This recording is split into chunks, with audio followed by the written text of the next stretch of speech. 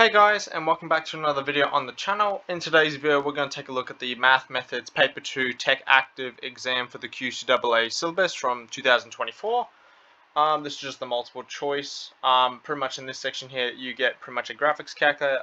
You can use the FXCG50AU and I think the Inspire one when taking this exam, and you also get given this formula sheet as well when you take it, okay? So yeah, I'll be going over how to solve each of them. With some sections, I will tell you how to use a certain calculator just because I can't show actually the calculator on the screen. But if you have any questions at all in this video, yeah, leave something in the comments and I'll get back to you as soon as I can. Alright, so let's go take a look at question 1. So, the probability of hitting a target in a particular binomial experiment is 0.72. Determine the mean of the number of hits if this experiment is repeated 8 times. So if you're working at the expected value or the average in a binomial experiment, the mean is just the number of trials times by the probability of success. Okay, so the average pretty much being the number of trials, which is 8 times by 0.72. If you chuck that into your calculator, it gives you pretty much about 5.76, okay, which is the correct answer here, which is C. Okay, so pretty easy first question. But yeah, let's head straight into the next one. So question 2, calculate the expected value of the continuous random variable x with the probability density function. Okay, so probability density function means basically from this bound to this bound, the area under this curve has to be equal to 1 because that area is representing a probability. Now, an expected value is another way of saying an average, okay? Now, to find the expected value of a probability density function or a continuous random variable, you basically want to integrate from the lower and upper bounds. So I'll just write negative infinity, infinity as a general example. X times by your f of x or your probability density function basically, okay? So this is what you'll see on your formula sheet. So in this case here, the negative infinity is representing the 0 here because that's your lower bound, and the positive infinity here is representing the cube root of 12, okay? And here the f of x is representing, oh, what is going on with the highlighter there? The f of x here is representing your probability density function in its given region, okay? So all you want to do is just chuck this into your calculator. You can work it out by hand, but since it's a calculator exam, you can just use your integral button either on your FXCG50 or on your Inspire one. And I think there is a couple other models, okay? So all you have to do is just write this guy out into your calculator. So cube root of 12. And then pretty much it's x times by a quarter x squared. And pretty much you can just chuck that straight into your calculator if you want to, okay? Now, to work it out by hand, it should be actually pretty easy as well. The only thing that would be a bit tricky is working at that guy with the powers, etc. But it would actually cancel out quite nicely. So I'll show you how you can do it by hand as well here. So pretty much all you'll do is just simplify this a little bit. So 0 cube root of 12. And just write that as x cubed. And I would take the quarter out the front before we do anything, okay? So then pretty much we add 1 to the power, divide by the new power. So pretty much it's going to be a quarter x over 4 divided by 4 between 0 and the cube root of 12. Now if you chuck in 0, nothing's actually going to happen. So here we just need to chuck in that upper bound, so it's a quarter, and then pretty much you'll have a cube root of 12 all to the 4 over 4 minus pretty much a 0 back there for that lower bound. Now this you won't be able to work out by hand quite nicely because here they actually want it as a decimal form, so yeah, you'd have to chuck into your calculator. But if you do chuck it into a calculator, you should get approximately about 1.717, okay? And there'll be a couple other digits behind that as well. Now notice here the answer is going to have as 1.72. That's because you have to round up this value back here because they all have it to 2 decimal places. So if I round up the 7, that's going to go up to a 2 there, okay? So the correct answer here is A, okay? Alright, question 3. The derivative of a function f of x is given by f dash of x equals sine 2x. It is known that f of pi over 2 is equal to 4. Determine f of x. So basically we've been given the derivative of a function here, and we've been given an initial condition here, okay? So if you have a derivative of a function, to find its function you actually just have to integrate it. So pretty much if we want to go from f dash of x to f of x, you have to integrate it with respect to its given variable. So that has to turn into f of x, okay? And then an arbitrary constant has to be placed there, because when you differentiate a constant, it will turn to 0. So we have to put a place value there to account for any number that could have been there in the first place, okay? So all we have to do is integrate pretty much sine 2x. What is going on with the pen today? All right, let's try that again. Sine 2x. So when you integrate sine, that will turn into negative cos. Now here we have an inside function. We have to divide by the differential of the inside function, okay? So if we were to differentiate 2x, that would just give you 2. So you'll have negative cos 2x and then divided by 2 plus that constant there, okay? So this is basically your f of x, okay? Now I'm just going to rub this out because I don't have much room here. And if you need that bit of working, just rewind the video, okay? Now, when x is equal to pi over 2, the y value, or the f of pi over 2, is 4. This information is used to work out what this c is, because you can see they all have the cos. And now one of them is incorrect straight away. It's b, because that's the only one that's not negative cos. But we don't know what the end number is going to be. Now we can also probably rule out a as well, because it doesn't have a half. So it's between these two values here. Actually, you could probably almost guess it straight away for it being c, because that's the only one that's got a negative a half. So you can guess straight away if it's going to be c, but I'll also show you why it's also going to be c. So pretty much if you chuck in the pi over 2, you'll have a 4 for this value here. So 4 negative cos 2 times by pi over 2 divided by 2 plus c. Now I'm just going to rub out this stuff here. So all I did was just chuck in that information here. Now here, 2 times pi over 2 is just pi. So basically we have 4 equals negative, well not 2, negative cos pi over 2 plus c. You want to pretty much work out what cos of pi is. Now cos of pi is negative 1. So here, that's negative 1 getting times by negative 1. So this is just going to turn into a positive 1 up here, okay? And you don't necessarily need to calculate to work that out. You can just learn it off pretty much your cos curve if you remember from unit 2.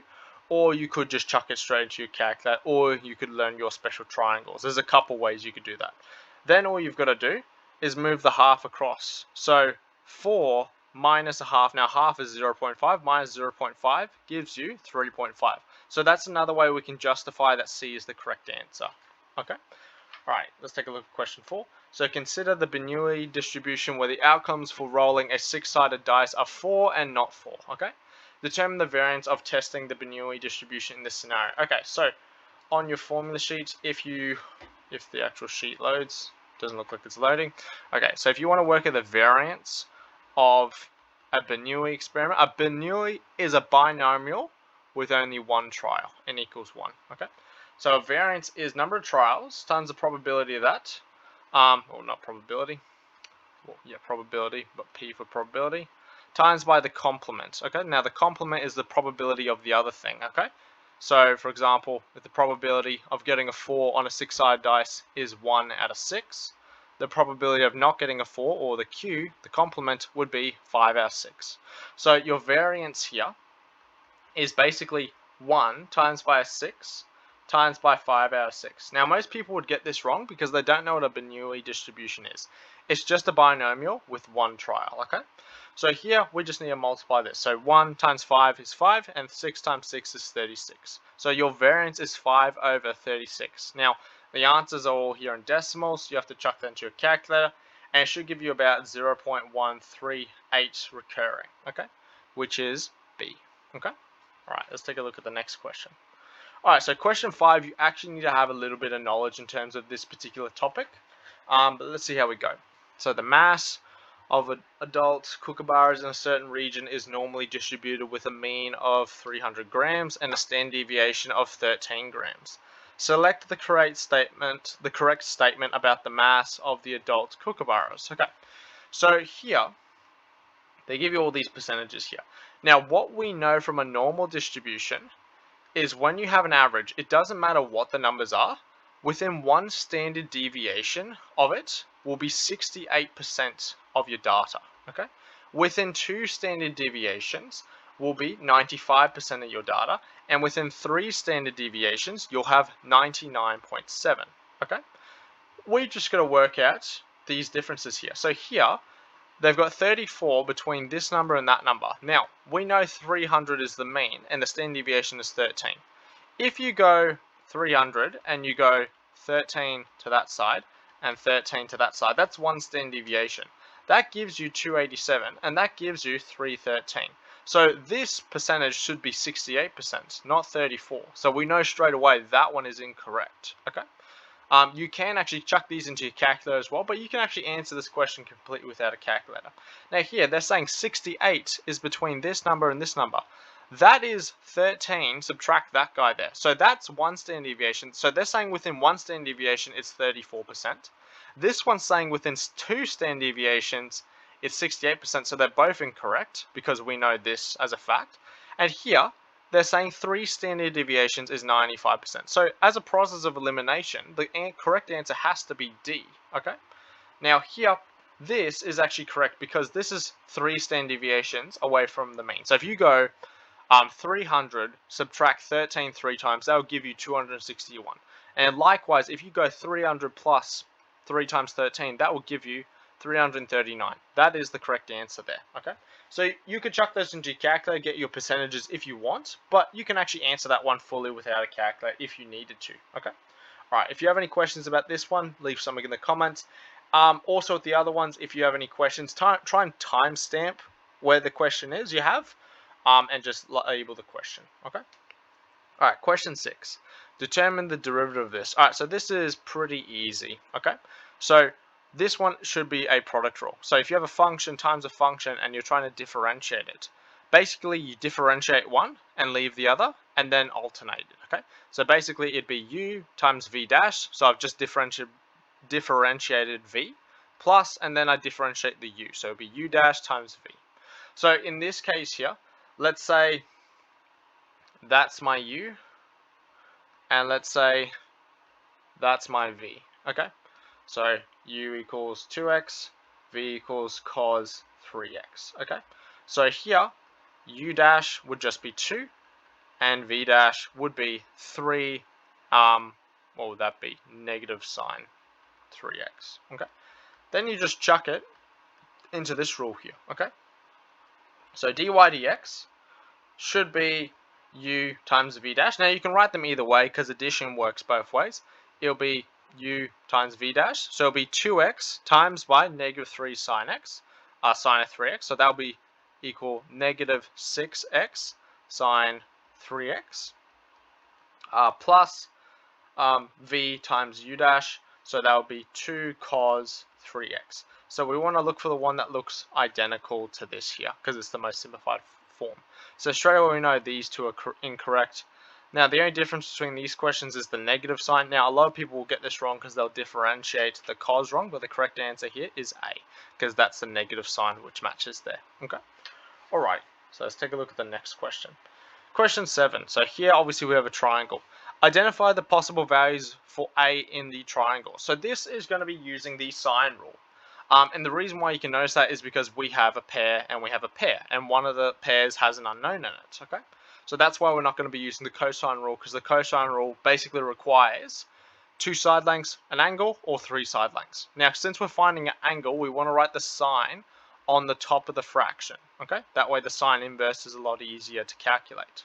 All right, so let's say we've got it pretty much like that there. Okay, once we've got it like that, we want to fill in our information. So here, I'm going to treat this as my big A and treat this as my B. Okay, so that means sine of A, which is the unknown that we're going to calculate in this particular example, divided by, and the pair would be, the little a here would be 10, and then sine, the angle is 40 in this case here, over 8. Multiply both sides by 10.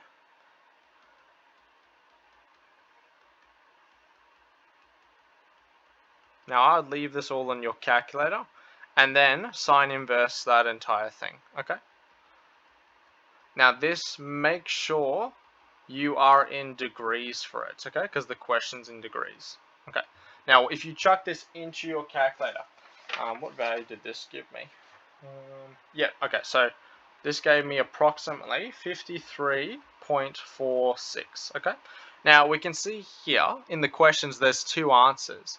That's because you could have two angles here because we don't know what the other one is necessarily due to the length, okay? So the way to work out the other angle is just to go 180, subtract this other angle here, okay?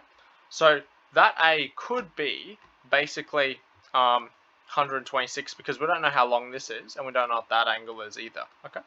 So here it could be 126 when you subtract it there. So the correct answer would be B, not C, okay?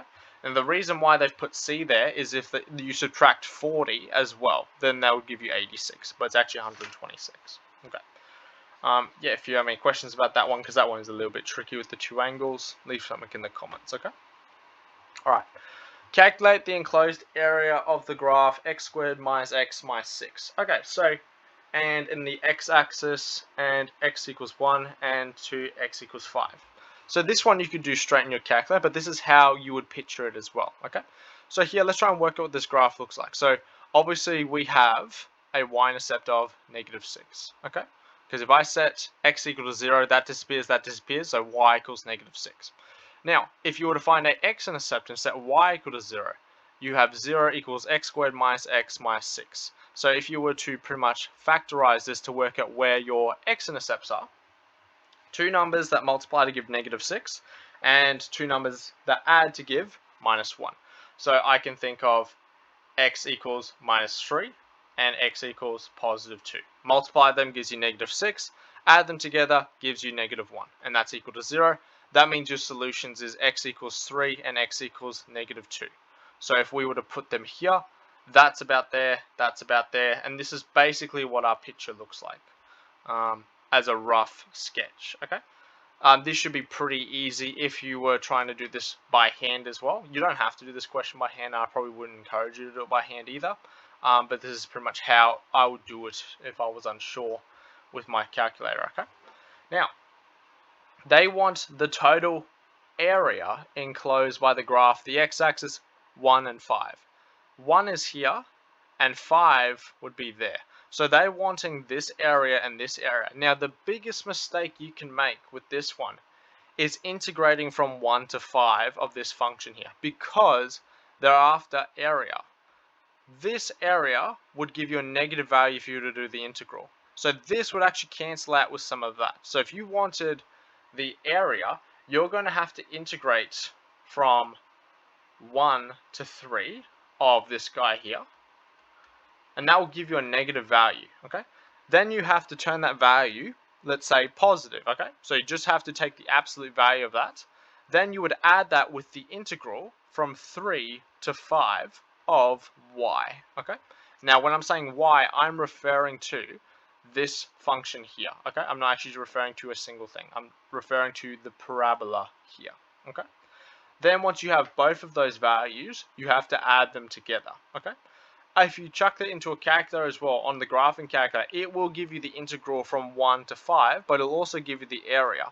So if you were to calculate these values in your calculator, okay? So I would do this, chuck this one into your calculator, and I'll show you what value this gives. I'll have to do it by hand now because I didn't do it before. I did it a different way. What would this give you? So this gives you -22/3. So all we want to do is take the absolute value of that. So that's that guy there, okay? And then for this bottom one here, you want the integral between 3 and 5 of x squared minus x minus 6 dx, okay? Let's just chuck this one in as well. So this gives you 38/3. So what you want to do is add these two numbers together because those are the exact areas. So 22, well, that's a terrible way to write it. 22/3 plus 38/3. So 22/3 plus 38/3, and it should give you 20. So that will give you 20 there. There is a very quicker way to do it, but I can't demonstrate it on the screen just because of my recording setup, unfortunately. But that's okay. Alright, Hopefully this one makes sense. If you have any further questions about this one, leave something in the comments. Okay. All right. Question 9. So it is known that f dash of x is equal to 0 and f double dash of x is less than 0 for one of the labeled points on the graph f of x, which f of x is shown here. Okay, so you've got a couple of points. Which point matches this description? Okay, first of all, this is your first derivative, this is your second derivative. If the first derivative is equal to 0, it is a stationary point. So it has to be one of these three. It's not going to be p, okay? That's not a stationary point. Now here, if the second derivative is less than 0, aka it's negative, it has to be a maximum, okay? Now the only maximum I can see is r there, okay? Because it's going from basically a positive rate of change to a negative rate of change, meaning the overall trend here is negative, and these two other ones here are minimums, okay? So the correct answer here is r, okay? Now that, you'd have to have a bit of knowledge with that one. That's why you got to study with this particular question. Not all of them will be calculate ones. Some of them will be thinking ones like this. Okay. All right. Question 10. The velocity at time t of an object is given by v of t equals 0.4 t squared plus 3t for t is greater or equal to 0. The change in displacement of an object from 4 to 5 seconds is. Now this one is pretty easy if you know what you're doing here. So all we have to work out is pretty much x of 5 minus x of 4. Now a really easy way to do it is to integrate this guy from 4 to 5, because if you want to go pretty much between velocity, acceleration, and position, you have to integrate and differentiate. So if you want to go from velocity to position, you have to integrate. Therefore, you can work out this change here by setting the lower bound as 4 and the upper bound as 5.